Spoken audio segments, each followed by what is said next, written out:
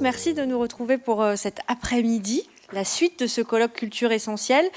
Cet après-midi, nous avons un thème assez spécifique et je voulais remercier d'ailleurs le Théâtre 14 qui est porteur de ce colloque d'avoir proposé cette thématique-là qui est peut-être moins entendue dans les colloques sur l'essentialité de la culture. Alors voilà, merci, j'espère qu'on va réussir à en dire des choses intéressantes. Je remercie aussi déjà mes 3 intervenants présents sur cette scène, Pierre Lemarquis, Angelo Follet et Marine Rimbaud. Je vous les présenterai un peu plus en détail au fur et à mesure de la conversation.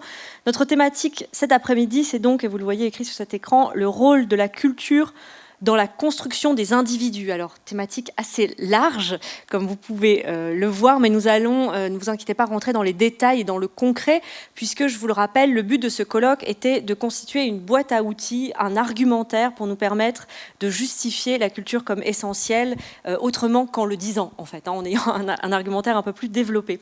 Alors, pour commencer, je voulais juste vous lire la déclaration de l'OMS, puisqu'à partir de novembre 2019, l'OMS, l'Organisation mondiale de la santé, déclare officiellement que l'art est bénéfique à notre santé. Je me permets de les citer. Faire entrer l'art dans la vie de quelqu'un par le biais d'activités telles que la danse, le chant ou la fréquentation de musées et de concerts nous donne une clé supplémentaire pour améliorer notre santé physique et mentale. Du stade gestatif jusqu'en fin de vie, les arts peuvent avoir une influence positive sur la santé. Par exemple, les jeunes enfants auxquels les parents lisent une histoire avant le coucher ont de longues nuits de sommeil et une meilleure concentration à l'école. Chez les adolescents vivant en milieu urbain, une formation théâtrale dispensée entre camarades peut faciliter une prise de décision responsable, renforcer le bien-être et limiter l'exposition à la violence. À un stade ultérieur de la vie, la musique peut stimuler les fonctions cognitives chez les personnes souffrant de démence. On a constaté que le chant en particulier améliorait l'attention, la mémoire épisodique et les fonctions exécutives. Je rappelle que c'est un texte de l'OMS, donc en novembre 2019. Marine Rimbaud, bonjour, merci beaucoup d'être avec nous. Vous êtes psychiatre, vous travaillez à l'hôpital Sainte-Anne en unité d'hospitalisation et en consultation ambulatoire. Vous avez notamment travaillé sur les représentations et la stigmatisation de la schizophrénie au cinéma, notamment, je crois. En quoi, dans votre pratique quotidienne, l'art est un médium utile dans la prise en charge de vos patients ? Bonjour, merci beaucoup de m'avoir invitée à ce colloque. Je suis très contente de pouvoir parler de la culture, de l'art. Oui, c'est sûr qu'au quotidien, en psychiatrie, on utilise énormément l'art. C'est un médium hyper important qui permet, comme l'a dit l'OMS, alors c'est un peu dommage que ça soit qu'en 2019, mais mieux vaut tard que jamais.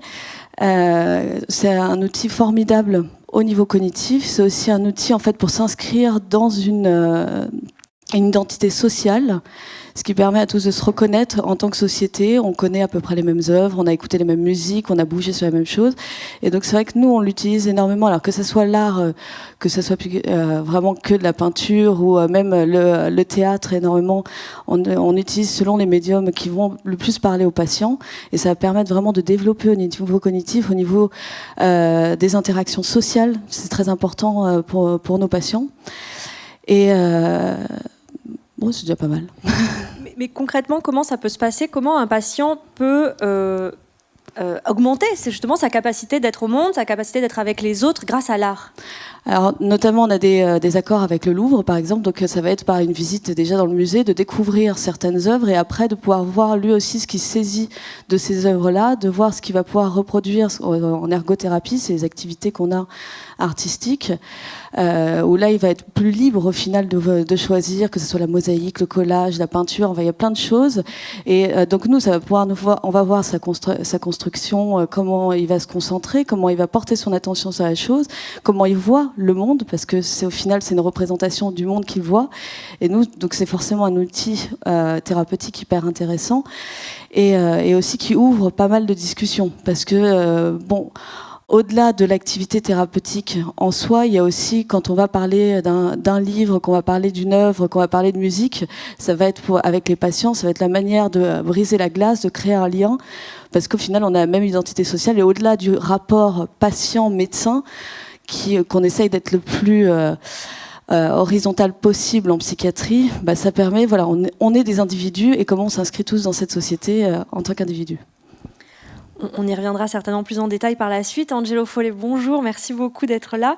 Vous êtes alors musicien, producteur, vous avez accompagné de nombreux artistes avec beaucoup de succès et un certain nombre de reconnaissances par vos pairs et du public également. Et en parallèle, vous avez décidé de vous former pour également accompagner les gens, mais pour les aider à se retrouver, à se libérer, notamment en exprimant leur créativité. Alors vous êtes devenu thérapeute, psychothérapeute ? Oui. À quel endroit intervient justement l'idée de culture dans ce travail de thérapeute ? Comment devient-elle un baume pour nos plaies ? Je crois que dans les cas qui se présentent à moi et dans les rencontres que je fais, que ce soit dans le studio ou sur scène ou dans le cabinet, je pars déjà du principe que la personne, quand elle arrive avec tout ça. Elle arrive avec la culture, elle arrive avec l'histoire, elle arrive avec le sens qu'elle donne à tout ça et sa perception du monde. Et pour moi, la culture, elle est essentielle dans le travail en psychothérapie notamment, puisque ça va être l'espace dans lequel on va pouvoir se rejoindre. La culture, c'est l'espace qui nous permet justement d'être liés les uns aux autres sans être ensemble physiquement, par exemple, et d'être même reliés à des espaces-temps qui sont différents. Donc, dans la rencontre avec l'autre, que ce soit un patient ou un artiste, la culture, ça va être l'espace sur lequel on va pouvoir s'appuyer pour se rencontrer, pour que la personne elle puisse justement aussi élargir la connaissance qu'elle a d'elle-même et de ses fonctionnements et de ses émotions. Elle est extrêmement importante aussi, la culture, dans notre lien thérapeutique, dans le sens où elle nous ramène au corps. En fait, la culture, c'est aussi, et l'art en particulier, nous ramène à nos sensations, nos émotions, la proprioception, etc. Et en fait, ce sont plein de points d'appui sur lesquels on va pouvoir se rencontrer, travailler dessus. Et en tout cas, dans l'élaboration psychique du patient pendant sa cure, il y a plein de moments où finalement cette personne va utiliser des images, va créer des images, va faire appel à des rêves, etc., va faire travailler avec son corps, sentir que dans l'espace, il se passe quelque chose pour elle de différent ou de similaire à d'habitude. Et ce sont vraiment des points d'appui d'existence, quoi, pour moi. Et la culture, à ce titre, fait partie de la thérapie. Est-ce que vous voyez un lien direct entre votre accompagnement d'artiste, par exemple quand vous produisez l'album de Grand Corps Malade, par exemple, et l'accompagnement d'un patient dans son but de bien-être au quotidien ? Alors oui, c'est vrai que beaucoup de personnes me demandent mais comment tu fais pour faire les deux ? Ça n'a pas l'air d'avoir beaucoup de rapport, mais pour moi si, le rapport c'est vraiment, en tout cas déjà ma place, c'est-à-dire la personne qui va les accompagner peut-être à accoucher de quelque chose, à créer quelque chose et à donner du sens, parce que je crois que si on parle de culture aujourd'hui, c'est surtout pour se poser la question du sens de notre existence, et c'est en ça qu'elle est essentielle aujourd'hui.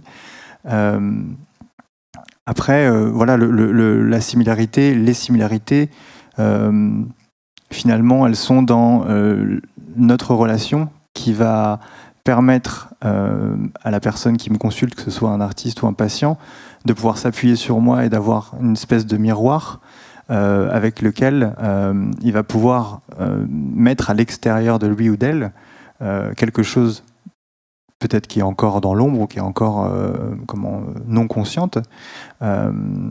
Et donc, dans ce travail-là, finalement, que ce soit en studio ou en cabinet, il y a quelque chose à l'intérieur qui insiste pour exister. Et moi, je suis là pour ça, en fait. Et donc, la créativité peut être effectivement un moyen. Une sorte de maïeutique, quoi, finalement. C'est ça.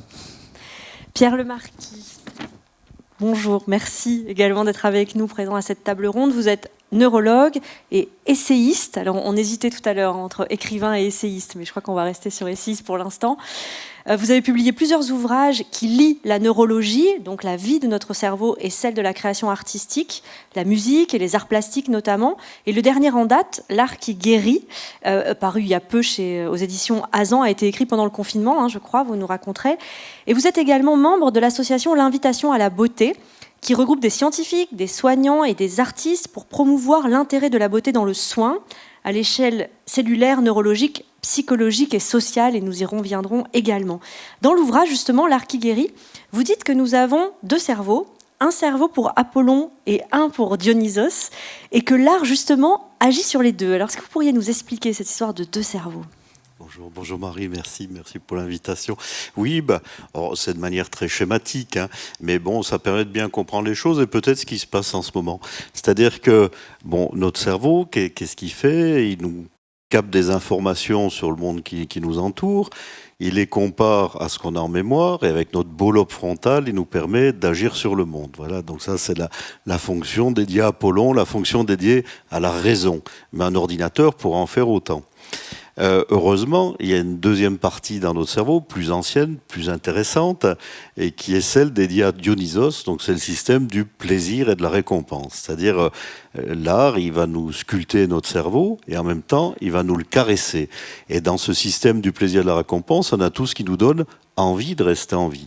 Donc, d'un côté, un cerveau qui nous dit ce qu'il faut faire pour rester en vie, et un autre qui nous donne envie de rester en vie. Et les deux ne sont pas nécessairement liés. On parle souvent d'un cavalier sur son cheval. Le cavalier veut aller du point A au point B, le cheval, il a envie de s'amuser, d'aller brouter, etc. Donc, ce qui se passe actuellement, c'est que le cerveau lié à Apollon, on le maintient en vie, mais le manque d'accès à la culture qu'on connaît actuellement, la culture vivante, nous empêche d'avoir envie de rester en vie, en schématisant à l'extrême, si vous voulez. Donc on nous maintient en vie, mais on a moins envie de rester en vie, ce qui, je pense, nous amène à des dépressions, un mal-être qui risque de s'aggraver si la situation actuelle continue, Voilà. On revient un peu à cette distinction lexicale qu'on évoquait dans la table ronde de ce matin entre l'adjectif vital finalement et essentiel. C'est ce que vous nous expliquez, c'est-à-dire que pour avoir envie de rester en vie, la culture est là essentielle. Voilà, exactement, fondamental. Oui. Alors les deux, c'est bien quand on arrive à mélanger les deux. On a la raison et puis on a le plaisir. Si on arrive à mélanger les deux, on devient dans l'épicurisme. Donc c'est une façon très agréable de passer sa vie. Et puis si on va aller plus loin, on peut prendre plaisir à la raison. Et là, c'est ce que Platon appelait le démonisme, c'est-à-dire qu'on est en paix avec sa voix intérieure qui nous amène vers le bonheur. Donc c'est la recherche du bonheur. Donc si on n'a plus de culture, on perd beaucoup dans nos possibilités de recherche du bonheur. Marine Rimbaud, dans votre pratique quotidienne, est-ce que vous avez vu justement ce dont parlait Pierre Lemarquis, c'est-à-dire un accroissement des dépressions liées au contexte sanitaire actuel ? Je pense qu'on en parle quand même un petit peu dans les médias, mais en effet, il y a quand même une vraie vague psychiatrique avec la crise sanitaire actuelle. On n'a jamais eu autant de travail, pour être assez pragmatique. C'est vrai qu'on a découvert de nouveaux patients qu'on ne connaissait pas du tout avant, avec beaucoup de souffrances psychiques, à tout âge finalement, parce que on voit bien que ce soit chez les adolescents ou même chez les personnes âgées, ce changement de paradigme, cette vie qu'on a actuellement, qui est vraiment maintenant métro, boulot, dodo, et pour certains c'est boulot à la maison, donc c'est encore moins d'interaction sociale qu'avant, ça entraîne une vraie souffrance psychique et il y a une recrudescence des dépressions, mais aussi des épisodes psychotiques. Enfin, on a plein de manifestations de la souffrance qui émergent chez des patients qu'on ne voyait pas avant, qu'on ne connaissait pas, qui n'avaient pas d'antécédents psy et qui n'avaient donc jamais côtoyé un psychiatre de leur vie. Angelo Follet, vous l'avez également senti dans votre cabinet ? Oui. Je me suis décidé effectivement à faire des consultations aussi en ligne, à distance, pour les personnes qui n'étaient pas dans le coin. C'est évident qu'il y a le contexte qui a un fort impact aujourd'hui, et donc ce manque de culture aussi sur l'état psychique et l'état de la santé mentale des personnes aujourd'hui. Et en même temps, ce que je constate, c'est que ce contexte fait ressurgir des névroses et des psychoses qui dataient d'avant, qui n'ont pas pu être élaborées dans, j'imagine, la course effrénée à la vie urbaine en tout cas, et qui fait que dans ce contexte, ce qui ressort beaucoup, c'est qu'elle se retrouve face à elle-même en fait, c'est qu'elle se retrouve du coup avec ces questionnements existentiels qu'elles n'ont pas forcément pris le temps de traiter ou dont elles n'avaient pas conscience en dehors de ce contexte particulier. Pierre Lemarquis, neurologiquement, on peut prouver, scientifiquement, que la culture qui manque est un facteur de dépression accrue ? Oui, puisque ce système du plaisir et de la récompense qui fait tout le sel de notre vie, c'est quand même quelque chose de chimique. Bon, c'est réducteur de parler, il y a tellement d'autres choses qui interviennent, mais il y a quand même de la chimie. C'est-à-dire quand on est heureux, quand on entend une musique qui nous plaît, on assiste à une pièce de théâtre qui nous plaît, on secrète plein de petites bonnes choses. Bon, c'est des noms un peu barbares, on parle souvent de la dopamine. Donc la dopamine, c'est ce qui nous donne l'élan vital, donc c'est prouvé. Si on regarde une œuvre d'art qui nous plaît, si on entend une musique qui nous plaît, notre cerveau se met à sécréter de la dopamine. La dopamine, ça manque aussi dans la maladie de Parkinson. Vous savez qu'on fait danser le tango maintenant aux Parkinsoniens, et pendant un moment, ils oublient un peu leur maladie, quoi. Donc il y a ça. Et puis, ça fait sécréter ce qu'on appelle de la morphine endogène. On sécrète tous de la morphine. C'est ce qui nous donne les frissons. Vous voyez, quand vous entendez une musique qui vous plaît, vous frissonnez. Ça peut être une toute petite musique ou une grande musique, mais ça vous fait frissonner parce que vous êtes inondé de morphine endogène. Donc, vous voyez, ça vous aide à avoir moins mal. Vous voyez, on dit que l'art permet de moins ressentir ses souffrances physiques, mais c'est pas uniquement parce que ça occupe votre attention, mais également vous sécrétez de la morphine. Bon, il y a des sécrétions aussi de sérotonine, c'est ce qu'on trouve dans tous les antidépresseurs à la mode, et même d'ocytocine. Bon, l'ocytocine, l'hormone de l'amour, mais aussi l'hormone de l'attachement, ce qui explique qu'on peut être attaché à une œuvre d'art, une musique qui va passer en boucle dans notre tête, une photo qu'on va mettre dans sa chambre parce qu'elle nous rappelle tout un tas de bonnes choses, comme s'il y avait une présence dans notre chambre, quoi. Et ce qui peut justifier au fait que les amateurs d'art, de théâtre et de musée disent que ça leur manque réellement, que le manque est réel. Effectivement, c'est le circuit des drogues. Bon, il n'y a pas les effets secondaires des drogues, mais c'est le circuit des drogues. Prenez une musique qui vous plaît, vous passez la musique, j'ai fait l'expérience des tas de fois, et vous l'arrêtez d'un coup. Mais vous sentez mal, vous sentez en manque, quoi. Même si c'est la même musique que vous avez écoutée 50 fois, vous l'arrêtez, il y a un effet de manque que vous ressentez très fort. Et qu'est-ce qui se passe chez nous actuellement ? De frustration. Des frustrations, voilà, et puis de dépression, de tristesse. Alors comment peut-on faire pour justifier que l'art, justement, peut nous guérir ou peut apaiser nos souffrances? Alors je m'adresse aux trois en même temps. Dans vos expériences concrètes, est-ce que vous avez réalisé justement des ateliers, des expériences, ou est-ce que vous avez des histoires qui prouveraient que l'art peut apaiser le mal-être? Marine, par exemple? Oui, moi c'est vrai que je pense à certains patients, notamment à travers le psychodrame, et donc c'est là où on utilise le théâtre avec le patient, où ça permet d'exprimer certaines choses, où on peut faire des jeux de rôle avec les patients, où ils peuvent...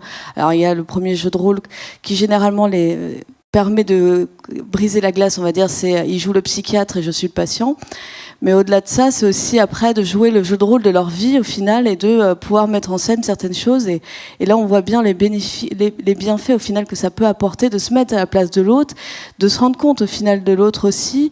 Et c'est vrai que ça arrive. Alors, il y a des scènes très rigolotes, évidemment, hein, quand ça peut être avec le jeune adulte et qui va faire ses parents. Et qui, au final, en prenant le rôle de ses parents, se rend compte que c'est pas si simple que ça d'être adulte. Donc, de pas pouvoir mettre la musique à fond tout le temps, c'est pas faisable.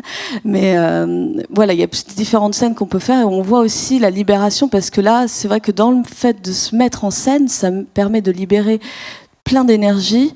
Et c'est génial hein, de voir cette timidité au final qui peut s'abattre, toutes les limites qui se mettent à eux-mêmes. Et qui là, ils vont s'exprimer pleinement. Et donc émotionnellement, c'est une décharge très forte. Alors, je pense que là, en effet, au niveau de dopamine, sérotonine, on y va. Hein. Et ça leur fait un bien fou, parce qu'après, il y a cette fatigue, comme après un marathon, la fatigue d'avoir accompli le marathon, là, c'est la fatigue de s'être exprimé pleinement en émotion. Et c'est génial. Est-ce qu'il n'y a pas toujours la difficulté d'être regardé? Parce que le théâtre, c'est aussi ça. On monte sur une scène, ou en tout cas, on se présente devant des gens qui nous regardent. J'imagine que ça ne doit pas être simple pour tout le monde de se mettre en scène. C'est généralement, oui, le premier frein, en fait, pour les patients. Et c'est vrai qu'on a quand même des mises en condition, donc avec une équipe, voilà, l'équipe qui anime, c'est des infirmiers qui sont très aguerris, qui ont l'habitude et qui mettent en condition dans un cadre un peu plus familier, au final, ce qui leur permet de s'entraîner dans un cadre familier, et puis après, justement, d'exposer. Et là, il y a quand même cette fierté aussi de montrer ce dont ils sont capables. Et j'adore. C'est les capacités des patients, ils sont toujours très impressionnants. Et ensuite, en travail thérapeutique, vous utilisez ces moments d'interaction qu'il y a eu pour travailler sur le psychisme de vos patients ? Ça permet de reprendre en fait avec eux justement tout ce qu'ils ont pu contenir, tout ce qu'ils ont pu avant, et là libérer sur scène. C'est génial de voir ce qu'ils peuvent libérer, de ce que ça leur apporte à eux, de quels liens ils font aussi par rapport à leur propre existence, et quels liens ils font avec leur fonctionnement plutôt inhibé parfois, et de se dire pourquoi j'agis comme ça, et qu'est-ce que je pourrais faire pour réutiliser ça, pour sortir de ma coquille, pour aller au-devant des gens au final. Parce que c'est vrai que le repli social, c'est un symptôme qu'on retrouve très fréquemment chez nos patients. Est-ce que si je pousse le raisonnement un peu plus loin, ça pourrait fonctionner aussi une fois qu'ils passent en tant que spectateurs ? C'est-à-dire s'ils vont, ces patients-là qui ont testé la scène, voir une pièce de théâtre, est-ce qu'ils vont sentir également cette empathie qu'on peut avoir avec les acteurs et cette façon de se mettre à la place de l'autre ? C'est sûr que nous, les activités culturelles, c'était très important à l'hôpital, donc on est très triste de ne plus aller avec les patients voir une pièce de théâtre ou un concert, parce que au-delà de l'empathie, il y a aussi toute la décharge émotionnelle qu'on ressent quand on est tous à un concert, qu'on scande tous ensemble la même chanson qu'on connaît par cœur, et tout le monde il y a ce moment de liesse, c'est génialissime. On ressent tous énormément de choses, et pour les patients, c'est super de voir qu'au final, en tant que spectateur, on peut aussi ressentir énormément de choses, toutes ces émotions, comme tout le monde. Donc là, il y a vraiment l'identification à un groupe sociétal, et de se dire, oui, je suis comme tout le monde au final. Une communion, on peut employer ce grand mot. Exactement.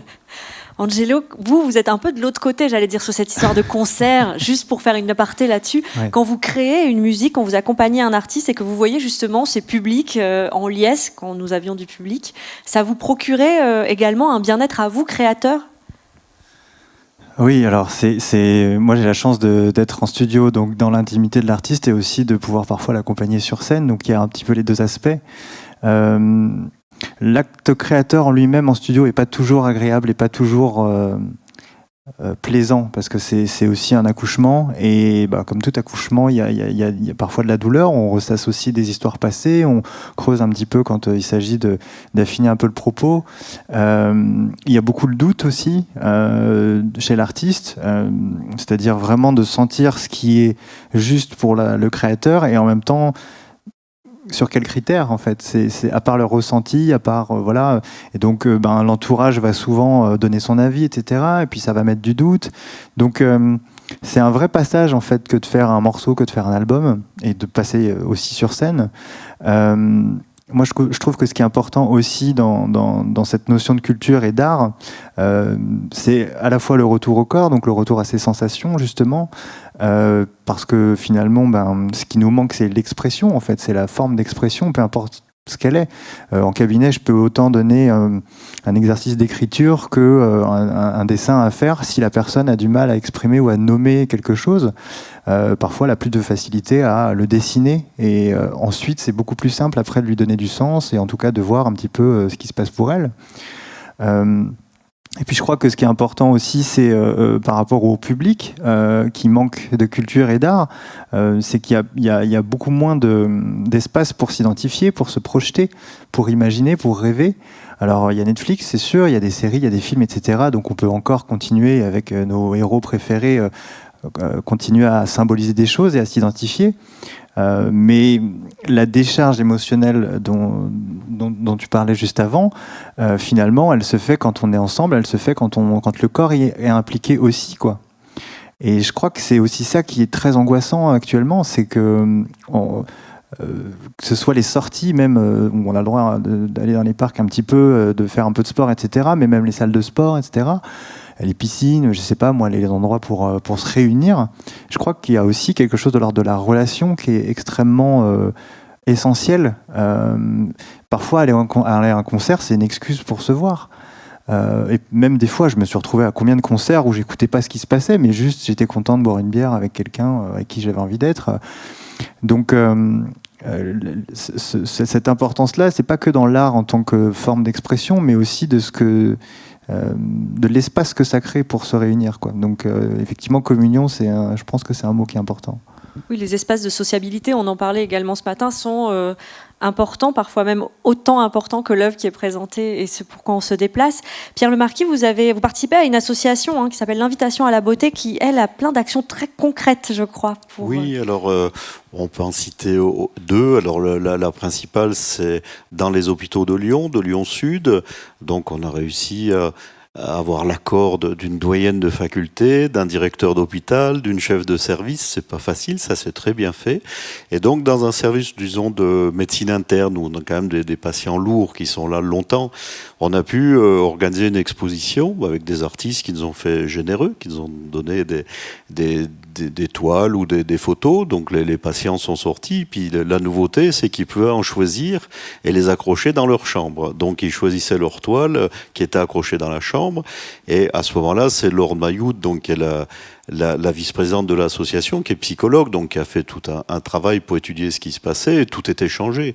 Les liens avec les soignants, les patients parlaient plus des perfusions, des piqûres, de la maladie. Ils parlaient de la toile qui était dans leur chambre. C'était comme s'ils avaient quelqu'un, ils en parlaient. On avait vu des choses extraordinaires, des infirmières qui sont revenues après leurs heures de service pour discuter de la toile, de ce que faisait cette œuvre d'art sur le patient ou la patiente. Et puis ces patients ne connaissaient pas, il y en a beaucoup, ils n'étaient jamais allés dans un musée, ils pensaient que ça les concernait pas, etc. Donc le fait d'avoir une œuvre d'art qui les a aidés à surmonter l'hospitalisation, eh bien quand ils sont sortis, ils se sont intéressés à l'art, ils ont été voir des expositions, des artothèques, donc ça les a changés complètement, quoi. Comment on l'explique neurologiquement, ce lien à l'image ? Alors, l'image, donc ça a été bien étudié, moins qu'avec la musique. C'est quand même la musique qui est la plus étudiée au monde et depuis le plus longtemps. Mais pour les arts visuels, alors ça a été étudié. Donc, si vous regardez, par exemple, la Joconde, vous allez activer la partie de votre cerveau en arrière du cerveau qui est consacrée à la vision, quoi. Donc, vous la voyez. Et puis après, vous allez toujours avoir la partie antérieure du cerveau, vous êtes dirigé vers une action, mais et puis le système du plaisir et de la récompense qui fait que vous êtes content de voir la Joconde. Mais ce qu'il y a d'extraordinaire dans cette vision, c'est que vous allez allumer une petite partie de votre cerveau qui est en avant de la vision et qui s'allume quand on est face à une entité biologique. C'est-à-dire que quand vous êtes devant la Joconde, vous êtes comme si vous étiez devant une personne, comme si vous étiez devant Mona Lisa. Donc c'est un artefact, mais vous vous comportez comme si vous étiez face à quelqu'un de vivant. Donc vous pouvez dialoguer avec la Joconde, c'est extraordinaire. Et ça a été démontré aussi avec la musique. On a la même chose. Vous entendez une musique qui... vous allez, ce système des neurones miroirs dont l'étoile parlait un petit peu en ce moment, mais tout le monde est d'accord pour dire que quand on voit quelqu'un faire quelque chose, notre cerveau fait la même chose. Et ce qu'il y a de plus récent, qui a été démontré tout récemment, vous écoutez une musique, vous avez ce système dans votre cerveau qu'on appelle la théorie de l'esprit. Alors c'est une théorie de l'esprit, mais ça correspond à des neurones, à des cellules nerveuses qui vous permettent d'essayer de rentrer dans l'esprit de quelqu'un d'autre. Là, on est en train de parler, j'essaie de comprendre ce que vous avez derrière la tête, vous aussi. Et ce système de la théorie de l'esprit va se mettre en route quand on entend une musique. Tout de suite, on est comme si on était face à quelqu'un, on essaie de comprendre les intentions, ce qu'il y a derrière, et ça a été fait même avec de la musique dodécaphonique. Donc, vous voyez, aller chercher les intentions derrière, c'était pas évident. Et puis, on a parlé des arts visuels, mais il y a l'art abstrait. Vous allez me dire, mais qu'est-ce qu'on ressent? Alors là, ça a été fait par l'équipe de Risolati, donc en Italie, les découvreurs des neurones miroirs, quoi. Donc alors ils ont montré des toiles de Fontana. Vous savez, Fontana, donc c'est des monochromes dans lesquels il y a des coups de cutter. Quand vous êtes devant une toile de Fontana, votre cerveau, il donne les coups de cutter. C'est-à-dire, vous refaites le geste qu'a fait l'artiste. Vous voyez, c'est pas. Donc il y a vraiment une communion entre les deux. Quand vous êtes devant une œuvre d'art, vous êtes comme si vous étiez devant une entité biologique. Vous dialoguez, vous avez les mêmes choses qui vont se mettre en route que quand vous êtes face à une autre personne. Donc c'est quand même quelque chose d'extraordinaire, de riche, quoi. Surtout que la personne est peut-être morte depuis 5 siècles, quoi, mais vous pouvez dialoguer avec, quoi. Donc ce n'est pas un abus de langage quand on parle de rencontre avec un tableau, avec une musique. C'est un terme qu'on emploie dans le langage courant, cette rencontre avec l'œuvre d'art. Oui, tout à fait. Puis c'est ce beau terme, on parle beaucoup d'empathie, mais la première fois que le mot empathie a été utilisé, c'était c'était une thèse de philosophie, d'esthétisme, d'un certain Robert Vircher, donc c'était au milieu du 19e siècle, et c'est lui qui invente le terme d'empathie sous la forme de l'empathie esthétique. Et le mot allemand, c'est Einfühlung, donc le ressenti de l'intérieur. Donc ressenti de l'intérieur face à une œuvre d'art, donc qui rentre vraiment à l'intérieur de vous. Vous voyez, on dit toujours en neurosciences que le cerveau fait de l'esprit. Ben, c'est bien un cas où c'est un esprit qui s'incarne à l'intérieur de vous, donc qui modifie vos neurones, votre façon de voir le monde, donc qui vous fait sortir de votre cage, qui élargit votre vision du monde, qui sculpte votre cerveau, puis au passage qui le caresse, ce qui est bien utile. Vous le constatez, Marine, dans votre pratique également, ce rapport d'écran de l'œuvre d'art, c'est-à-dire de projection sur laquelle on peut parler de soi finalement ? On l'utilise en fait assez souvent, justement, ça nous permet de voir aussi s'il y a des défauts de théorie de l'esprit avec les patients, justement de voir un petit peu, de discuter avec eux de ce qu'ils pensent qui est représenté, de ce qu'ils pensent quelles étaient les intentions de l'artiste, ce qui peut amener aussi à des situations assez loufoques. Alors là, j'ai plus un exemple qui me vient en tête qui est sur un film au cinéma où les patients avaient été emmenés voir, je crois que ça s'appelle Blanche-Neige et les chasseurs. C'est pas un film particulièrement merveilleux, mais bon, bref. Et donc, on a repris avec le patient, alors Blanche-Neige et les chasseurs, qu'en avez-vous pensé ? Et donc, il ne nous parle que du chasseur. À aucun moment, il aborde la question de Blanche-Neige. Et donc, je finis par l'interroger en lui disant, mais au final, Blanche-Neige... Et il me regarde, il fait, mais ah oui, c'est vrai, c'est étonnant, je ne l'ai pas vue. Et donc, il a réussi à faire le déni total de l'existence de Blanche-Neige. Alors, est-ce que c'est le jeu de Kirsten Stewart ? Ça, c'est une autre question. Je suis un peu taquine. Nous n'entrerons pas dans les considérations esthétiques. Mais voilà, dans son interprétation, lui, de cette œuvre qui était, de ce film, du coup, il y a eu tout un regard très biaisé où il n'a vu que le chasseur, c'est quelque chose où il s'est complètement identifié à ce personnage fort, qui avait plein de capacités, qui défendait du coup toutes les personnes, parce qu'il ne défend pas que Blanche-Neige dans le film, enfin bon, parce que du coup, j'ai quand même été voir le film. Et en fait, c'était vraiment cette représentation de l'homme fort qui peut défendre ses proches, qui peut défendre sa famille, qui lui était hyper importante pour lui et qui, on a pu voir, faisait écho en fait à ce qu'il estimait lui ses défaillances au final. Et donc ça a été hyper intéressant de reprendre avec lui ces images-là. Mais bon, c'est un exemple parmi tant d'autres, c'est celui qui me vient, mais voilà. Moi, je suis critique à la base de spectacle vivant et entre critiques, on se dit souvent que quand on écrit un texte sur le spectacle de quelqu'un d'autre, en fait, on ne parle que de soi. C'est ça que j'entends un peu dans ce que vous êtes tous en train de dire, c'est que finalement, l'œuvre d'art est vraiment là pour soit renvoyer, soit faire écran, soit faire éclore. Vous parliez d'accouchement, Angelo, mais que finalement, c'est vraiment un rapport à soi et à son propre développement. Et on revient à l'intitulé de cette table ronde, c'est-à-dire la construction de l'individu. Oui, en fait, ce qui m'est venu là, c'est vraiment l'idée que finalement l'art, c'est du contenu qui sert de contenant. Et mise en abîme, quoi. Ouais, c'est ça. Ouais. Et en même temps, c'est intéressant. C'est vrai quand on est dans un processus thérapeutique, de voir à quel point finalement le patient va projeter, va mettre quelque chose de lui ou d'elle dans cette image, dans cette musique, dans ce film, etc. Ce qui est comment dire, presque le cas même de finalement notre rapport au réel. En fait, c'est ça qui nous amène à beaucoup d'anxiété et d'angoisse aujourd'hui. Je pense de cette absence de culture, c'est que on n'a plus ces contenants et ces déclencheurs de charge émotionnelle ou de décharge émotionnelle. Et ce qu'on nous donne à voir finalement et ce qu'on se donne à voir aujourd'hui est très limité par rapport à finalement ce qu'on serait capable de mettre dans ce contenu qui est l'art pour pouvoir justement le voir à l'extérieur de nous et en prendre conscience et se l'approprier ou se le réapproprier. Donc on souffrirait d'un trop-plein ? Là, en l'occurrence, c'est plutôt l'inverse. Mais d'un trop-plein d'émotions ou de charges qu'on ne peut pas justement décharger sur une éventuelle... Oui, notamment parce que justement le corps est complètement anesthésié en ce moment. Vous nous avez évoqué une deuxième, je crois, particularité de l'association dans laquelle vous travaillez, que vous pourriez nous raconter. Dans l'association, donc Laure Maillot aime bien créer ce qu'elle appelle des éclats de beauté. Donc on a vu des choses comme ça sur Internet. Donc on en a fait un à Lyon-Perrache. Donc c'était en pleine manifestation. Il y avait les gilets jaunes, il y avait plein de trains qui étaient annulés. Donc vous avez vu, vous arrivez dans la gare, il y a plein de policiers. Vous venez avec des musiciens. Donc on avait des jazzmen, le trio Poudre qui était venu avec nous. tout. Donc ça, il y a toujours un piano qui traîne dans les gares. Donc ils ont commencé à jouer. Et nous, avec des complices, on distribuait des poèmes. Vous voyez un peu, avec des gens crispés dans toute la gare, qui avaient loupé leur train, des enfants qui s'ennuyaient. Mais dès que la musique a commencé, dès qu'on a commencé à distribuer des poèmes, ça a été la fête, quoi. Alors nous, on avait très peur de la police. Et la police est venue, ils ont vu ce qu'on faisait, ils nous ont dit, revenez quand vous voulez. Donc on a apaisé Lyon-Perrache un dimanche ou un samedi de grand tumulte, quoi. Donc mais ça, il y a beaucoup de vidéos qui montrent ça. Récemment, justement, il y a quelques musiciens qui sont produits dans des supermarchés pour contourner un peu la loi, quoi. Et quand ils se mettent à jouer dans un supermarché, on voit le bonheur sur les gens qui achètent, quoi. L'irruption de l'art dans leur vie, enfin, la joie retrouvée, quoi. Il y en a aussi qui sont produits dans les églises, hein. Je vous donne un tuyau, puisqu'on a le droit de jouer dans les églises. Moi, j'étais organiste, hein. J'ai joué dans des églises pendant 10-15 ans. Les organistes, ils continuent de jouer.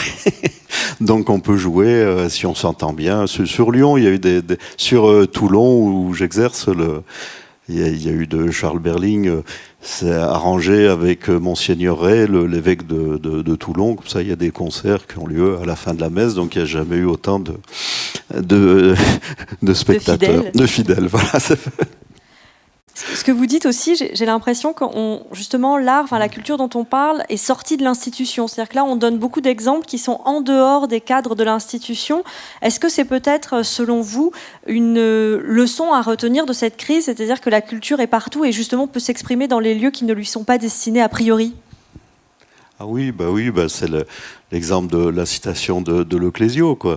Leclésio qui a 30 ans, bon, il est célèbre, il a déjà eu le Renaudot pour le procès-verbal, mais il se cherche, il veut rentrer dans un monastère bouddhique, et puis il va au Panama, il tombe sur des Indiens d'Amazonie, il s'entend avec eux, il va, et pendant plusieurs années de suite, il a passé 6-7 mois avec eux, dans leur village au fin fond de la jungle, en plus pendant la saison des pluies. Je ne sais pas pourquoi il choisissait la saison des pluies. Donc il allait là-bas en se disant qu'il ne pensait pas rencontrer l'art tel qu'on le connaît, quoi. Puis il a assisté à des cérémonies, donc il a vu comme ça une cancéreuse, donc pour laquelle plus personne ne pouvait rien faire dans notre médecine. Donc elle était retournée dans son village. Bon, les gens du village, les chamans chantaient, faisaient des activités avec elle, et elle souriait. Elle allait mourir, mais elle retrouvait le sourire, et c'est là que Leclésio a dit on saura peut-être un jour qu'il n'y avait pas d'art, mais seulement de la médecine.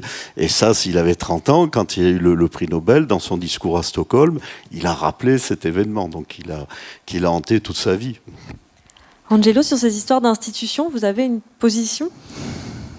Oui, j'ai vu un concert de jazz au bois de Vincennes dimanche, c'était sympa. Non, mais c'est au-delà de la boutade. Il y a quelque chose effectivement qui se délocalise de la culture et de l'expression artistique.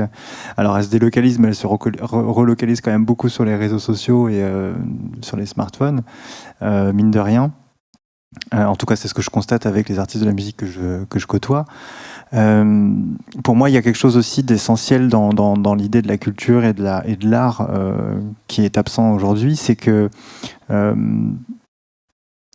il y a vraiment cette notion de rituel, quelque chose qui va nous aider à créer un espace pour passer d'un état à un autre, pour ponctuer quelque chose, pour le ritualiser, pour honorer ou pour en tout cas vivre un passage.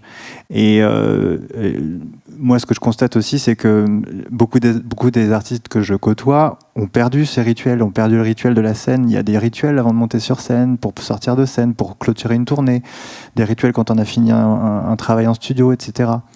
Et le rituel est là pour marquer un début, un milieu et une fin. Et en l'occurrence, là, tout est éclaté. Donc ce que je constate aussi, c'est que dans ces rites de passage qui sont parfois permis par l'art et la culture, on a quand même perdu beaucoup. Même les personnes qui vont passer le bac, elles vont pas passer le bac de la même manière. Donc il n'y a plus côté rituel.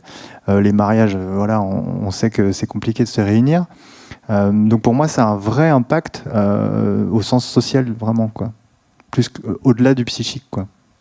Mais vous pensez qu'il pourrait y avoir des conséquences psychiques justement sur cette absence de rituel au quotidien ? Marine ?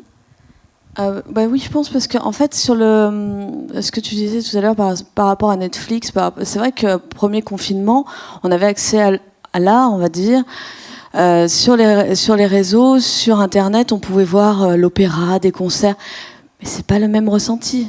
C'est là où on voit bien que le rituel, il est plus présent parce qu'il y a plus ce côté où je vais au théâtre, mine de rien, il y a une mise en situation, j'y vais, je me mets quand même, je me fais un peu belle, je vais voir les copines et puis on discute, après on prend un pot à l'entracte. Enfin, il y a toute cette ambiance, tout ce rituel qui est quand même très important et qui déjà nous fait sortir de chez nous.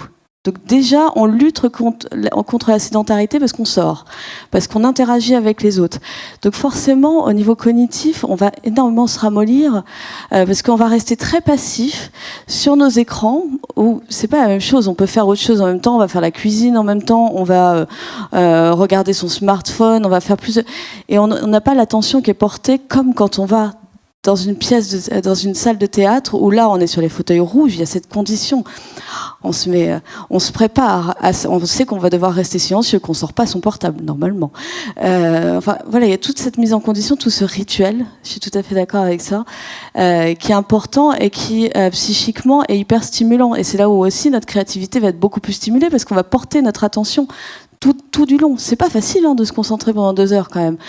Et du coup, de rester, d'avoir la bonne attention tout le temps, de s'imaginer, de se mettre vraiment dans la peau des personnages, c'est beaucoup plus stimulant cognitivement que quand on est passif et qu'on enchaîne les séries où au final il n'y a plus de réflexion réellement. Et d'ailleurs, les études le montrent, ça crée de la dépression. Mais justement, c'est hyper intéressant cette idée d'être passif parce que ça remet aussi en question la notion de choix. Quand on est dans une expérience comme ça qui nous amène à l'extérieur de chez nous et qui est un peu rituelle, il y a une vraie démarche en fait. Bon, alors après, on peut partir au milieu de la pièce si ça nous plaît pas évidemment, mais dans cette idée un petit peu de consommation culturelle, si tant est que ça le soit, mais en tout cas artistique. Il y a vraiment quelque chose de passif qui est de l'ordre d'une absence totale de choix et de souveraineté même de ce que je suis en train de faire. Il n'y a pas vraiment de conscience. Et on peut zapper, on peut faire autre chose, on est à la maison, il n'y a pas tout effectivement l'apparat si on a envie de se faire un peu beau ou belle. Et je pense que c'est ça aussi, c'est que le mot était fort, c'était ramollir, quoi. C'est-à-dire que c'est comme un muscle, en fait, cet espace-là culturel et artistique qui vit en nous. Si on l'entretient pas, ben effectivement, au bout d'un moment, j'imagine que ça s'atrophie et que ça devient un muscle qui peut plus être actif, qui peut plus avoir de fonction, quoi. Sur cette histoire de choix, il y a aussi une dimension supplémentaire, je trouve, par exemple dans les captations, vous parliez d'opéra ou de théâtre que l'on a pu voir sur les écrans, c'est que quand on est dans une scène, dans une salle, on choisit ce qu'on regarde. On choisit de regarder tel ou tel acteur, tel morceau de la scénographie ou pas, de fermer les yeux si on a envie.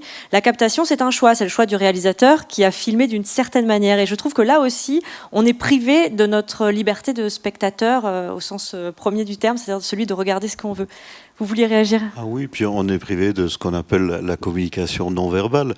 C'est bien que ce qu'on dit par le langage, c'est très léger. Tout ce qui compte, c'est nos mouvements, l'intonation, etc. C'est 90% de la communication. Quand vous regardez sur un écran vidéo, vous perdez la plus grande partie de cette communication non verbale qui est l'essentiel. Et puis, qu'est-ce qui compte dans un spectacle ?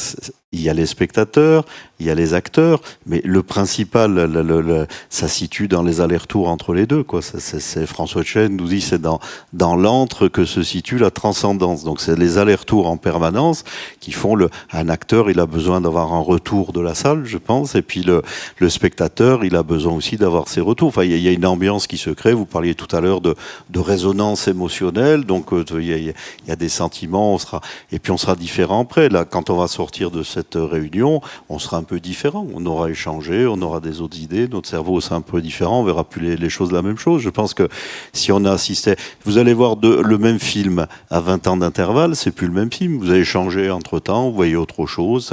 Vous lisez Madame Bovary à 15 ans ou à 40, c'est plus le même livre. Vous comprenez beaucoup plus de choses à 40. Enfin, voilà, donc ça c'est... La communication non verbale est fondamentale et dans les écrans, elle disparaît. Pourquoi les étudiants en ont marre de regarder les enseignants sont démotivés et les étudiants regarder des cours sur un écran, il manque tellement de communication. Moi, je pense qu'ils développent leur spectre autistique, non, c'est surtout ça. Oui, non, c'est un peu la crainte, en effet, parce que les étudiants, il y a quand même les interactions qu'on a entre nous. Quand on peut se moquer du professeur, ou même quand on est spectateur, on respire ensemble, on rigole ensemble. Enfin, il y a tous ces mouvements qui sont. Où je pense aussi aux matchs. Alors, moi, je suis fan de rugby. Les matchs de rugby, quand même, en ce moment, c'est d'une tristesse. Il n'y a plus de public. Et je pense que pour eux, pour les joueurs, ça doit être terrible quand même d'avoir ce stade silencieux où on n'entend que finalement, et donc scander la Marseillaise n'a plus aucun sens parce qu'il n'y a personne derrière. Enfin, voilà, tous ces moments d'émulation quand même qu'on pouvait avoir sur des grands concerts, sur un match de rugby ou même quand on va dans une pièce de théâtre, on les a plus et c'est vraiment dommage parce que, enfin moi ça me manque en tout cas. Mais après, en tout cas, pour revenir sur la question par rapport aux interactions, aux troubles du spectre autistique, pour l'instant, je pense que c'est quelque chose auquel tout le monde pense un petit peu au niveau pédopsychiatrie, parce que forcément, dans les interactions que les élèves ont entre eux, il n'y en a plus. Mais je pense aussi au niveau du travail, j'ai lu un article il n'y a pas très longtemps qui montrait qu'au final, quand on va dans un nouveau job, à peu près 20% de notre travail, ça va être de la théorique. Donc c'est ce qu'on a appris, c'est tout notre background. Mais tout le reste, en fait, c'est ce qu'on va apprendre en informel avec les collègues. Donc quand on se retrouve à faire du télétravail tout le long de la journée, on n'a pas d'interaction avec les collègues, on fait même pas de pause café pour bitcher sur le patron qui a dit ci, ça. Au final, il y a du travail à la chaîne sur une hyper-concentration, beaucoup plus, parce qu'il n'y a pas les interactions on va pas être interrompu par tel collègue qui arrive ou que sais-je. C'est vraiment, psychiquement, c'est hyper fatigant parce que c'est à 100% là où ça devrait être justement beaucoup plus dilué. Et au final, on n'a pas ces interactions informelles où le collègue va passer « Ah, mais tu galères là-dessus. Non, mais attends, j'ai compris, ça se passe comme ça avec tel logiciel. T'inquiète pas, il est mal fait. » Enfin, voilà, tout ce qu'on peut s'échanger de manière complètement informelle. Mais c'est ces petits moments-là qu'on est en train de perdre. Au-delà évidemment, il y a la culture, mais il y a tous les moments d'interaction sociale. Et la culture, c'est ça aussi. C'est se rencontrer, c'est découvrir des mêmes personnes qui ont les mêmes passions, qui ont fait le même choix que nous ce jour, de se retrouver là, de voir telle pièce et de se dire, tiens, ça nous intéresse. Et on perd énormément, je pense. Et donc forcément, on va aller sur ce ramollissement. C'est un peu effrayant quand même. La culture est essentielle aussi parce que, vous l'avez dit, elle peut procurer ces hormones de plaisir, ce plaisir qu'on ressent corporellement. Vous l'avez dit tous, ça se joue aussi dans le corps. C'est loin d'être uniquement intellectuel comme rapport. Mais je voulais revenir justement sur cette histoire d'écran. On a eu, pour parler des arts plastiques, on a eu des possibilités de visites virtuelles, d'expositions. Le Grand Palais a fait ça, ou le Petit Palais sur l'exposition Noir et Blanc récemment. Je crois qu'on l'a peut-être tous constaté, enfin je vous écouterai là-dessus avec plaisir, que le plaisir est moindre. C'est-à-dire qu'en effet, on se retrouve devant l'œuvre qu'on voulait voir, mais notre écran nous permet de déambuler dans ces galeries comme on l'aurait fait en vrai. Pourtant, on n'a pas le même rapport à l'image. Mais ce n'est qu'une mise en abîme d'image, puisque une photo, c'est une image. Et pourtant, quand on se retrouve devant dans une galerie, c'est pas la même chose que quand on se retrouve devant derrière un écran. Alors comment on peut expliquer ça, j'allais dire, de façon psychologique ou neurologique? Point de vue, on n'a pas tous les éléments. Un écran, il sera jamais aussi dense que quand on est face réellement à l'œuvre d'art. Vous voyez, donc on perd des informations, donc on peut pas avoir autant de plaisir. On n'a pas les dimensions, on n'est pas devant. Regardez Rothko, prenons les tableaux de Rothko. Bon, la première fois que j'ai rencontré Rothko, c'était en Italie, une exposition sur Stanley Kubrick. Et il y avait des Rothko dans la même exposition. Je suis passé pour aller voir Stanley Kubrick. Je n'ai même pas regardé les Rothko. Après, j'ai compris. Et puis après, je suis devenu fan. Rothko, il explique bien qu'il faut être devant son œuvre d'art, vraiment qu'elle prenne tout le champ visuel. Vaut mieux qu'il y en ait plusieurs. Et puis au bout d'un moment, on est devant le monolithe de 2001 Odyssée d'espace. C'était pas la peine d'aller au bout de l'exposition. Au bout d'un moment, il y a des interactions qui se font, on rentre directement dans l'œuvre, on passe dans un autre monde. Mais ça, vous l'aurez jamais sur une photo, vous n'aurez jamais la dimension, vous n'aurez jamais la même émotion, il va manquer quelque chose. Il manquera des vibrations, il manquera des nuances dans les couleurs, ce sera jamais parfait.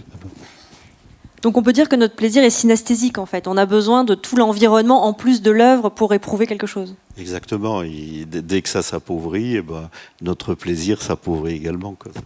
Angelo ? Oui, ça me faisait penser à cette notion de dématérialisation, finalement. C'est dématérialiser notre expérience aussi, quelque part. Je crois qu'il y a l'expérience du lieu. Effectivement, vous parlez d'environnement et c'est extrêmement important. Regarder la Joconde dans mon salon et derrière mon ordinateur, c'est pas regarder la Joconde parce qu'elle a un sens et une représentation et une charge parce qu'elle est à cet endroit particulièrement et qu'il faut y rentrer et que ce lieu dans lequel je vais aller, le musée, voilà, c'est quelque chose qui est beaucoup plus grand que moi, qui a une histoire, etc. Donc l'expérience, elle est totale à chaque fois, en fait. Hein. Donc effectivement, quand on est face à la représentation digitale d'une œuvre, que ce soit un film, enfin peut-être pas un film du coup, mais que ce soit en tout cas un tableau ou un concert retransmis, effectivement il y a le manque de ferveur, le manque de lien, et il y a beaucoup de nos sens qui sont finalement très peu en éveil quoi, à ce moment-là. On parle de la construction des individus. Est-ce que selon vous, ces nouvelles méthodes de consommation, j'ai l'impression que vous parliez de Netflix tout à l'heure, mais toutes ces plateformes ont pris quand même une importance majeure, notamment sur les adolescents, pas que, mais aussi, je pense beaucoup à eux en ce moment. Est-ce que selon vous, il va rester des traces de cette surconsommation visuelle? Est-ce qu'ils vont retourner dans une salle de cinéma? Je pense que dès qu'on aura l'occasion, tout le monde y retourne. Je pense que c'est quand même une expérience assez unique. Quand on arrive, parce que même si c'est un film où c'est vrai qu'on peut se dire à la maison, à la rigueur, on peut regarder le film, ça change pas. Il y a pas cette charge sensorielle qu'on peut avoir dans un musée ou au théâtre. Mais quand même, il y a cette mise en condition. Vraiment, on arrive, on est posé sur les sièges rouges. Ça part dans le noir et là, on se dédie qu'à cette activité, qu'à ce film. Mais c'est vrai que c'est quand même très inquiétant, mais ça je pense que c'est tout le problème de cette crise, c'est que en effet ça accentue le consumérisme des informations, que ce soit sur les réseaux sociaux aussi, et au final on a accès à tout, mais à rien en même temps, parce qu'on va pas au bout des choses, on n'analyse pas les choses avec autant de délicatesse. C'est comme si on passait direct tout le temps à l'expo de Kubrick et puis on voit pas le reste, jamais le reste. Et c'est dommage, parce que c'est vrai que quand on va dans un musée, on déambule, il y a cette odeur, il y a cette mise en situation. C'est vrai que le Louvre, quand on arrive, c'est... Déjà, avec là, on est impressionné. On se sent tout petit, et on se sent tout petit dans l'histoire, et on avance dans cette histoire, et c'est quand même... Ça marque, je trouve. Et alors que quand on va regarder sur Internet, on a accès à tout et rien, plein d'informations, il faut trier le vrai du faux, parce que c'est quand même là, en ce moment, les complotistes ont fait un boom aussi pendant la crise sanitaire. Donc je pense que c'est important, après, aussi d'accompagner les enfants, les ados, à reprendre ce goût-là. Parce qu'il ne faut pas qu'ils perdent l'habitude, parce qu'en effet, je pense que c'est surtout pour les enfants, au final, que ça va être assez étrange, parce que c'est quelque chose qu'ils ne connaîtront pas. Et là-dessus, il va falloir les accompagner, je pense, et à être très vigilants, justement, par rapport à ça.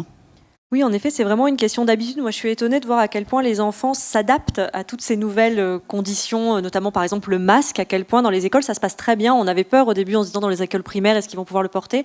En fait, maintenant, c'est devenu... évident pour eux, c'est-à-dire qu'ils ne l'oublient jamais, ils le portent, ils l'ont totalement acquis, ingéré, adapté, et ça, je trouve ça presque...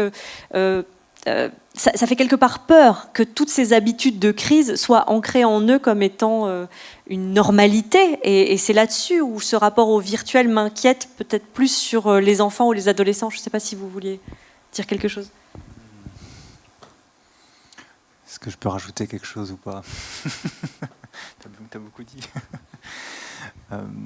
Comment vous feriez pour, une fois que tous les lieux sont rouverts, très vite, on l'espère, pour de redonner l'envie? Oui, je crois que le mot qui a été prononcé, qui est important selon moi, c'est le goût. En fait, c'est un petit peu comme quand on habitue un enfant petit à petit à manger, à varier les aliments, quoi. C'est qu'au début, peut-être qu'il n'aime pas ou qu'il ne connaît pas, et puis au fur et à mesure, peut-être qu'il va y prendre goût, il va commencer à discerner.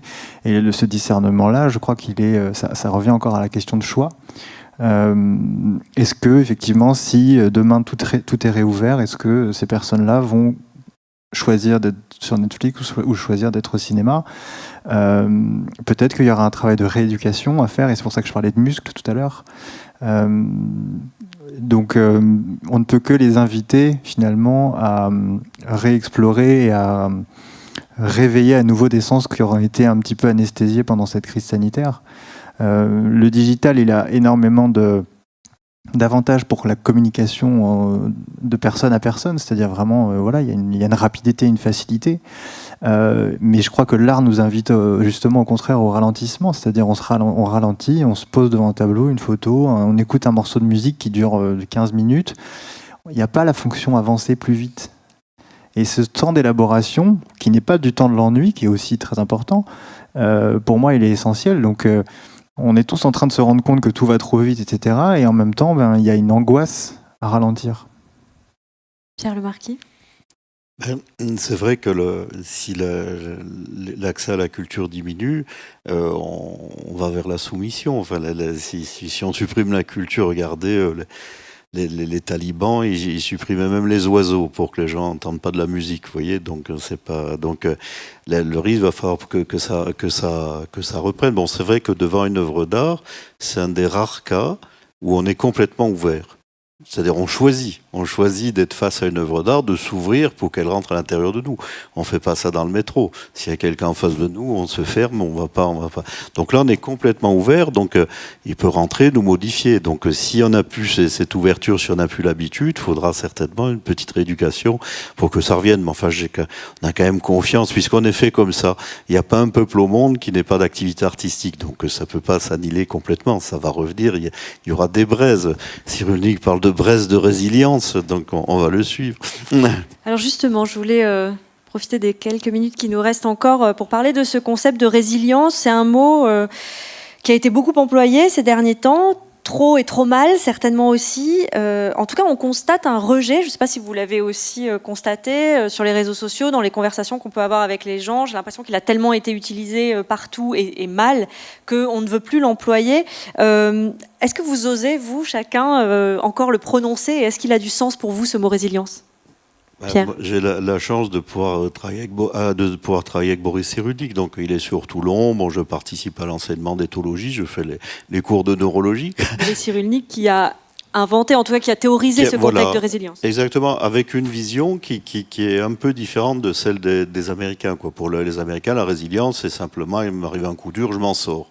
Pour Boris Cyrulnik, c'est un phénomène dynamique, c'est-à-dire s'il y a quelque chose qui nous met à terre, on va trouver la force de s'en sortir et on sera plus fort après. C'est Nietzsche, hein, ce qui ne te tue pas te rend plus fort, quoi. C'est pas. Donc c'est quand même un processus actif. Alors normalement, il devrait être naturel. Quand on se coupe, on cicatrise normalement. Donc c'est plutôt intéressant de chercher qu'est-ce qui bloque la résilience, qui devrait être naturelle, et qu'est-ce qui la favorise, quoi. C'est pas. Alors là, il y a beaucoup de choses. Bon, bien sûr, il faut tout relire, tout ce qu'a écrit Boris Cyrulnik, quoi. Mais il y a dans ce rapport de l'OMS que vous avez cité tout à l'heure, il y a une belle phrase de Georges Braque qui fait la 4e de couverture du rapport de l'OMS. Il dit l'art est une blessure qui devient lumière. Alors, comment nos blessures liées au confinement pourront-elles redevenir lumière ? Comment on va cicatriser ? Alors, il y a peut-être, il y a cette belle phrase qui a été... Ça, il m'échappe, vous m'avez fait boire à midi. Non, je n'ai rien fait.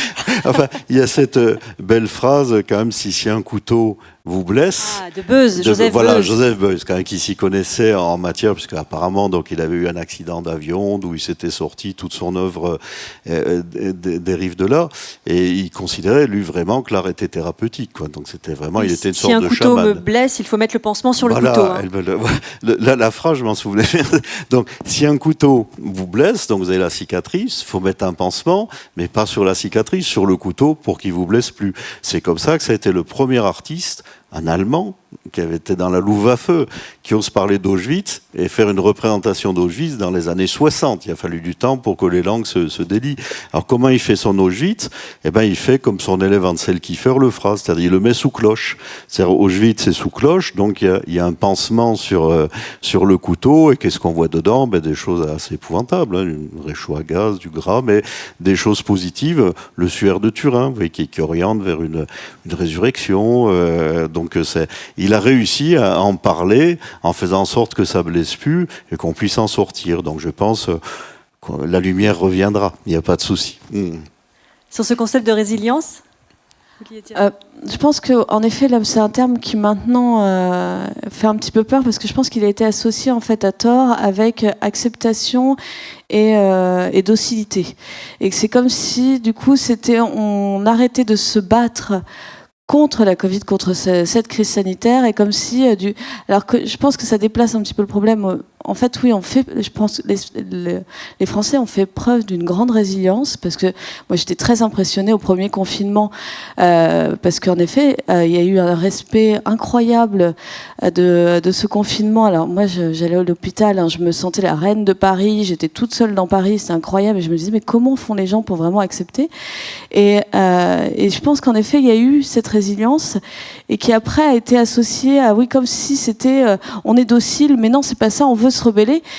Mais en même temps, voilà, la crise sanitaire est telle qu'elle est en ce moment. On n'arrive pas forcément à l'endiguer, et c'est vraiment dommage.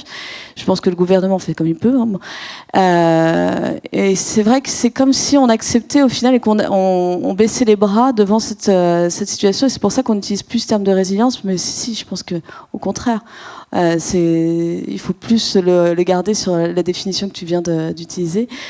Pierre, je pense que c'est plutôt la bonne, et c'est une bonne chose qu'on ait quand même réussi, je trouve, à montrer que, contrairement à ce qu'on pense, les Français ne sont pas que des gens qui gueulent et qui n'arrivent pas à respecter les règles. On arrive à faire preuve d'une belle résilience, et c'est tant mieux. Angelo, vous, dans votre pratique, vous l'utilisez, ce mot résilience ? Alors, je l'utilise pas, mais effectivement, c'est quand même un moteur dans l'accompagnement et dans la psychothérapie. Et voire même dans l'accompagnement artistique, parce qu'il y a quelque chose aussi qui se passe au moment où la personne, l'artiste, finalement arrive à créer, produire quelque chose et mettre à l'extérieur d'elle-même ou de lui-même. Moi, ce qui peut me titiller dans l'usage du mot résilience, c'est plutôt, Pierre, tu l'as très bien dit, c'est que c'est un processus actif. Ça ne veut pas dire qu'il est uniquement basé sur notre volonté. De mon point de vue, la résilience, c'est effectivement un processus, et nous, quelque part, le pouvoir qu'on a dessus, c'est de créer un environnement qui va favoriser cette résilience. Mais à aucun moment on peut être volontairement résilient, comme on peut volontairement accepter un deuil, ou accepter la perte, ou accepter quelque chose. Ce sont des processus, et c'est ça qui, pour moi, est dangereux dans l'usage de ces mots-là. C'est que finalement on en revient à la résilience comme si c'était une solution, ou comme si c'était le résultat à obtenir. Et c'est pas un résultat en soi. Le résultat, on ne sait pas ce que c'est. D'ailleurs, dans la résilience, on peut se sentir effectivement guéri, mieux, simplement d'avoir accepté, etc. Et pour moi, c'est l'usage du mot résilience dans le sens où ce serait une volonté ou une action volontaire comme une solution à un problème. Et donc, finalement, ce mot qui est utilisé aussi pour du commerce ou pour des choses qui n'ont rien à voir, enfin, pour moi en tout cas, là où effectivement c'est un non-sens. Mais est-ce qu'on peut être résilient tout seul, ou est-ce qu'il faut être accompagné pour être résilient, pour accéder justement à ce mouvement de résilience ? Ouais, c'est mieux s'il y a ce qu'on appelle des tuteurs de résilience, quoi, des gens qui vous aident. Et l'art est un tuteur de résilience. Il n'y a pas meilleur tuteur de résilience qu'une œuvre d'art à laquelle vous accrochez et qui vous sort du trou, quoi. C'est pas donc. Non, moi je crois que l'art ne peut être que résilient. Je pense que quand tout ça sera fini, on va avoir des œuvres formidables, des choses qui auront été créées, justement que ce confinement va générer quelque chose d'exceptionnel après. Ce serait normal, ce serait naturel. Alors on a eu quelques questions de nos auditeurs et spectateurs, donc je vous les livre telles quelles, et puis on essaiera de répartir la parole là-dessus.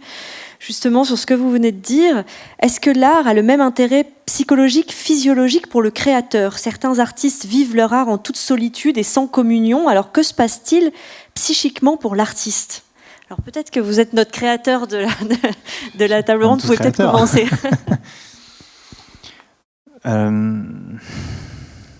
C'est vrai qu'il y a dans la création une partie de solitude, on l'entend, ne serait-ce que cette figure de l'écrivain, par exemple, solitaire, ou du peintre, qui a aussi, ils ont des figures comme ça, tout à fait solitaires. Ouais.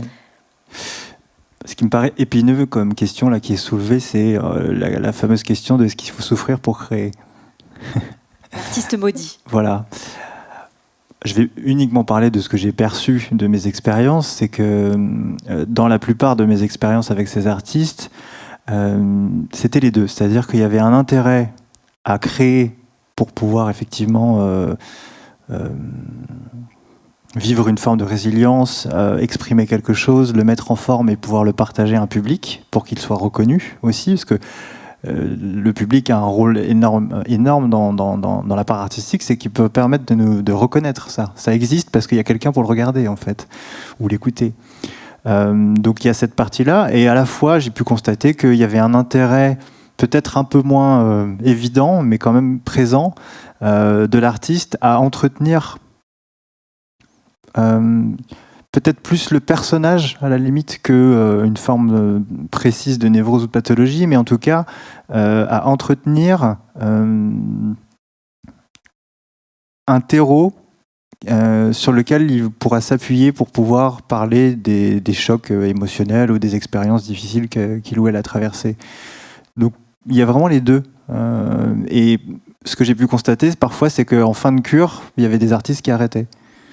Arrêter de créer. Oui, enfin, arrêter de créer de cette façon-là. Ils se mettaient à faire autre chose ou à créer, mais pas forcément de manière artistique. Mais ils étaient mieux dans leur peau. Donc, bon, c'est... Est-ce que vous... Oui. Donc on pourrait imaginer un peu comme M qui devient Mathieu Chédid. Oui, je crois qu'il a reconnecté avec quelque chose là. Non, mais c'est vrai, enfin, ça fait coup. Oui. Avant d'expirer, il faut inspirer. L'artiste solitaire, il a beaucoup lu, il a beaucoup vu. Il n'y a pas de création spontanée, comme il n'y a pas de génération spontanée. Il faut qu'il ait un socle, quelque chose à exprimer. Donc il va avoir une partie solitaire, mais avant, il y a des informations qui sont rentrées dans son cerveau. Sinon, il serait stérile. Une autre question. Quelle est l'importance de la fréquentation des œuvres pour les très jeunes enfants ? Dans leur construction, j'imagine, psychique. Marine. Justement, c'est pour, ça reprend un petit peu la définition de l'OMS, mais c'est vrai qu'on voit très jeunes, alors là c'est peut-être plus neurologique d'ailleurs, mais on dit pour les jeunes enfants justement qu'il y a accès à pas mal de couleurs, qu'ils puissent différencier, qu'ils puissent avoir différents matériaux pour vraiment une excitation sensorielle, donc pour pouvoir bien appréhender le monde qui les entoure. Et après, c'est aussi tout l'accompagnement, tu parlais, pour l'alimentation. Enfin, c'est la même chose au niveau de l'art, c'est qu'ils puissent accéder à différents outils et vraiment bien. Mais je me demande si je fais pas un hors-sujet, non ? Non, pas du tout. D'accord. Disons que pour les enfants, l'art peut les créer complètement. C'est-à-dire, bon, vous savez, déjà, on commence par la musique qui nous apprend à parler, on va du son au sens. Donc, il y a le langage. Il y a les fonctions supérieures, la mémoire, ça nous permet de développer notre mémoire à la fois à court terme, à long terme, l'imagination, la créativité, et puis on l'a vu, les émotions, vivre des émotions par transitivité, pour mieux apprendre à reconnaître les siennes, à les gérer, et puis après la résonance émotionnelle avec le côté social et culturel, donc c'est un tout, C'est ce que vous disiez aussi tout à l'heure, c'est-à-dire que l'art et un jeune enfant qui voit par exemple une peinture peut aussi s'apercevoir que le langage n'est pas uniquement la parole.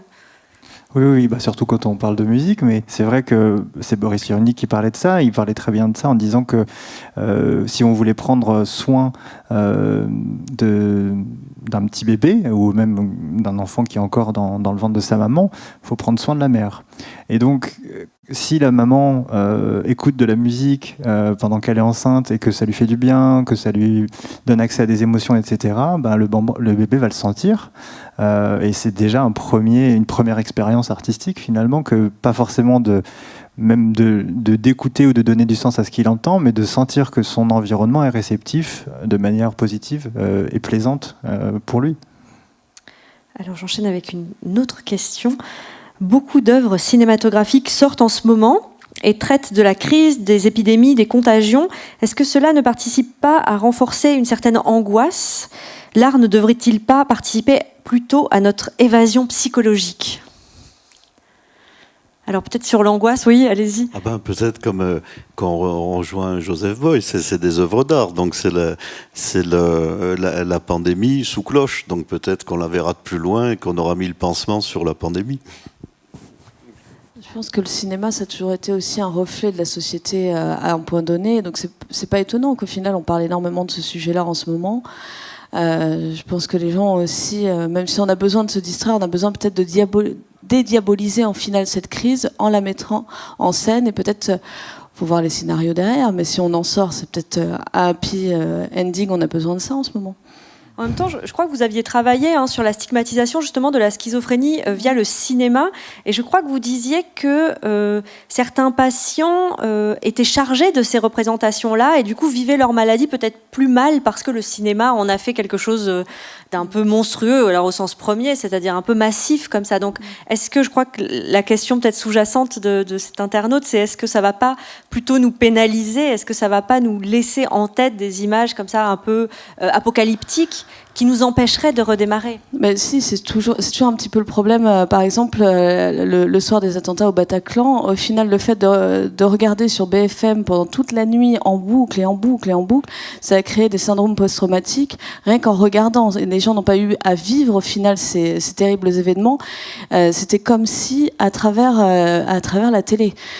Donc c'est vrai que c'est toujours le risque parce que ça entretient forcément une mauvaise représentation et ça entretient ce mal-être où on se dit ce marasme, mais au final ça va jamais continuer, ça va toujours continuer ainsi parce qu'il y a même eu des théories où on allait passer d'épidémie en épidémie où on se dit mais mon Dieu quoi, dans quelle société on va arriver?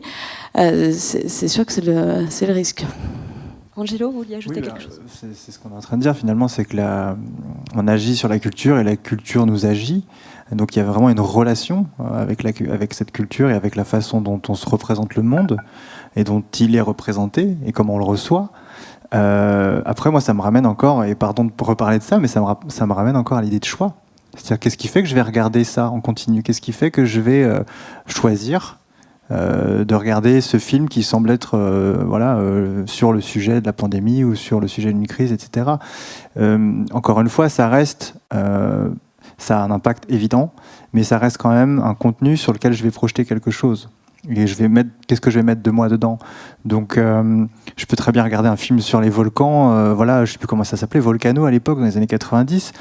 Et faire un voyage près des volcans et pas forcément me sentir angoissé. Donc c'est aussi ça, je pense, le choix de ce qu'on veut regarder. Ce qu'on peut dire aussi, c'est que les artistes sont poreux à l'ère du temps, donc ils créent là où ils sont et on y est depuis quand même un an, donc c'est pesant, c'est pas anodin. Vous vouliez rajouter quelque chose? Ah bah oui, il faut quand même qu'on parle d'Aristote. Parlons d'Aristote, je vous en prie. Quand même, il y a peut-être un côté cathartique dans ces films. Aristote, il disait on va au théâtre, donc on traverse les pulsions des acteurs et on s'en libère. Donc peut-être qu'en allant voir un film de fiction sur la pandémie, on va le vivre par transitivité, on va se libérer de notre peur. Ça peut être une des fonctions du théâtre et du cinéma. Oui, et peut-être aussi que les artistes, je ne sais pas si quand on est artiste, peut-être que vous pourrez nous répondre, mais on a forcément le choix des sujets. C'est-à-dire que parfois les sujets s'imposent, j'imagine, et que là, si les créateurs, et notamment c'est vrai au cinéma, abordent ce sujet-là, c'est parce que c'est peut-être leur seul sujet possible du moment. Ils ne sont pas là pour nous divertir. Ce que je constate, en tout cas dans l'actualité, enfin dans ce qui est présent pour les artistes que je côtoie en ce moment, c'est que ce qui est difficile, c'est effectivement d'être bloqué à l'endroit où ils sont bloqués. Dans la mesure où il n'y a plus cette possibilité de faire un voyage ou de se mettre au vert ou de, je sais pas moi, être au bord de la mer pour écrire, etc. D'être nourri par d'autres Donc en choses. fait, on voit bien que l'environnement a un impact direct sur la créativité et vice-versa. Donc effectivement, il peut y avoir quelque chose de stérile et de très commun dans ce qui peut être exprimé par les artistes aujourd'hui. Et toute la difficulté, ça va être de savoir comment ils vont pouvoir l'affiner et le rendre plus personnel, en fait.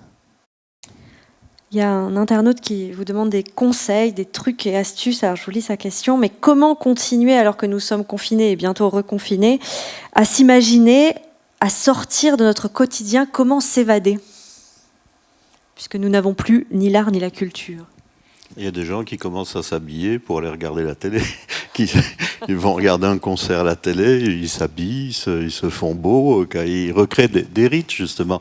Ils recréent un rituel pour essayer de s'en sortir. Mais tous les gens qui s'en sont sortis en étant enfermés, il faut relire Papillon, ils ont inventé des rites pour arriver à tenir le coup, quoi. Donc c'est important, ça peut nous aider.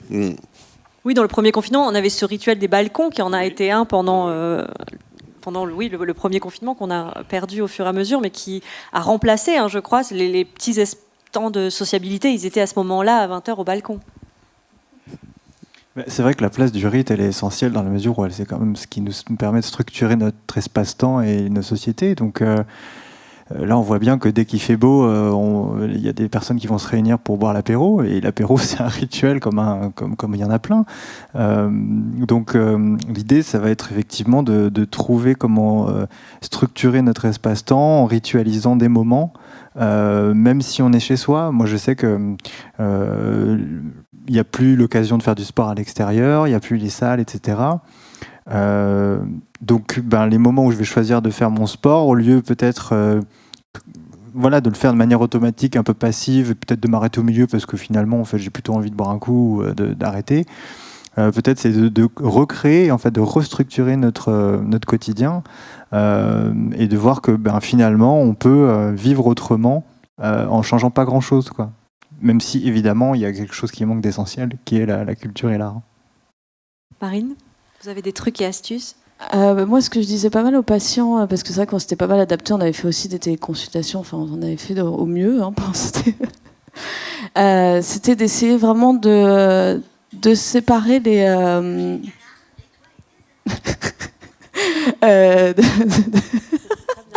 de séparer en fait les espaces au maximum qu'on puisse. D'essayer vraiment de séparer les espaces au maximum. Donc c'est vraiment d'avoir un espace où c'est dédié pour le travail c'est de telle heure à telle heure, et une fois qu'on a terminé, on arrête l'ordinateur, on regarde plus les mails du professionnel et on fait autre chose. Et donc c'est vraiment ça, c'est remettre les rituels au final dans notre quotidien, de se dire à telle heure c'est l'heure où l'habitude je serai avec mes collègues en train de boire un pot, et peut-être que je pourrais faire un zoom avec mes collègues. C'est nul le zoom, on en a ras le bol des apéros vidéo, mais bon, au moins ça permet un lien différent avec les collègues, plutôt d'enchaîner le travail et de rentrer dans des rituels, et peut-être de se dire on va regarder tous ensemble un film et puis on échange autour de ça, même si c'est par WhatsApp, c'est pas aussi agréable, mais au moins ça permet de garder quand même un petit lien entre nous, et tout en gardant ce lien à l'art qui est quand même très important, je pense, parce que c'est vrai qu'avoir accès à l'art, bon, évidemment c'est super, hein, les théâtres nous donnent accès, les opéras, les musées, c'est des choses qui sont très importantes, mais je pense qu'il va falloir essayer d'être très ingénieux pour recréer une mise en situation avec les autres, parce qu'au final, on est un animal très social, on a besoin des autres. Donc comment on recrée à la maison cette découverte de l'art en ayant des interactions sociales?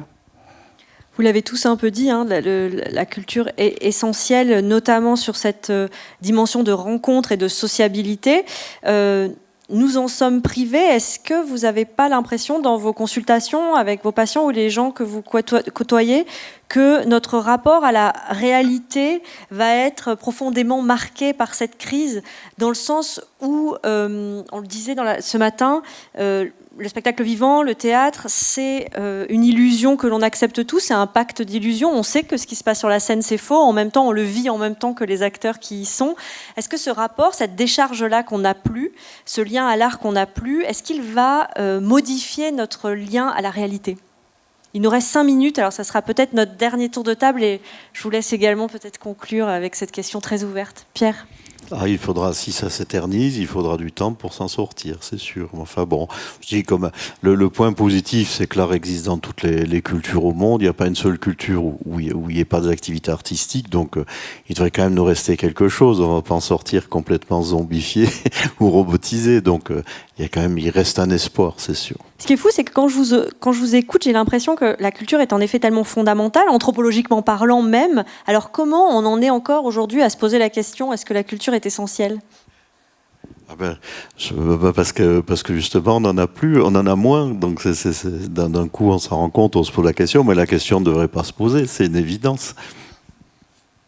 Angelo ? Il me semble que jusqu'à présent, l'art et la culture concernaient plutôt les questions d'existence, alors qu'effectivement, peut-être que ce qui est mis aujourd'hui en exergue du point de vue de la santé ou de la médecine va concerner la survivance ou la vivance. Et je crois que la question vraiment à se poser, c'est finalement comment on passe de l'essentiel au vital. Et on est en train tous de dire que c'est vital, et encore plus qu'essentiel même. C'est que ça a un impact réel sur sur notre corps, sur nos relations, sur notre psychisme, sur nos émotions, sur comment on fait pour garder le sens de l'existence, comment on fait pour que la vie continue en fait. Et pour que cette vie elle continue, il faut qu'elle ait un sens, sinon effectivement on tombe dans la pathologie quoi. Marine ? C'est vrai que c'est justement dit. Je pense que là, on est arrivé sur les basiques au final de notre existence. Et l'art et la culture, en effet, d'un point de vue anthropologique, c'est depuis toujours que ça existe. Et heureusement que c'est là. Et c'est ce qui nous différencie des animaux. C'est ce qui fait quand même la grandeur de l'humanité. Et je pense que d'une certaine manière, ça arrivera à trouver un moyen de se combattre. Ça sera modifié, ça sera différent. On aura un autre rapport à l'art. Ça demandera aussi aux lieux de culture de s'adapter pour être attractif, pour se rendre à nouveau indispensable. Mais j'ai pas trop de doutes, ils y arriveront parfaitement. Alors juste pour conclure, je voulais vous raconter une petite anecdote. J'ai travaillé un peu avec le Dalai Lama à Dharamsala et je me suis rendu compte en vivant là-bas quelques mois que les gens, les Tibétains présents en Inde, allaient voir le médecin quand ils étaient en bonne santé et que leur système de santé est totalement inversé. C'est-à-dire que le médecin est gratuit tant qu'on est en bonne santé et on va le voir chaque semaine et on commence on paye le médecin justement quand on est en bonne santé et que tout va bien et on y va chaque semaine et on arrête de payer son médecin à partir du moment où on est malade puisque c'est à ce moment-là qu'il a failli dans sa mission. Et j'ai un peu l'impression qu'on est dans cet état-là sur la culture, c'est-à-dire qu'en l'ayant comme ça chaque semaine, on avait l'impression que c'était normal et que finalement ça faisait partie de notre monde et que peut-être cette crise nous aura permis de nous rendre compte que ces habitudes-là, une fois qu'elles sont choquées, une fois qu'elles sont heurtées et qu'on nous les enlève, à quel point elles nous manquent et à quel point elles sont essentielles et peut-être même vitales. Et voilà. Et je vous remercie d'avoir participé à cette table ronde. Merci beaucoup à tous les trois. Merci. Merci.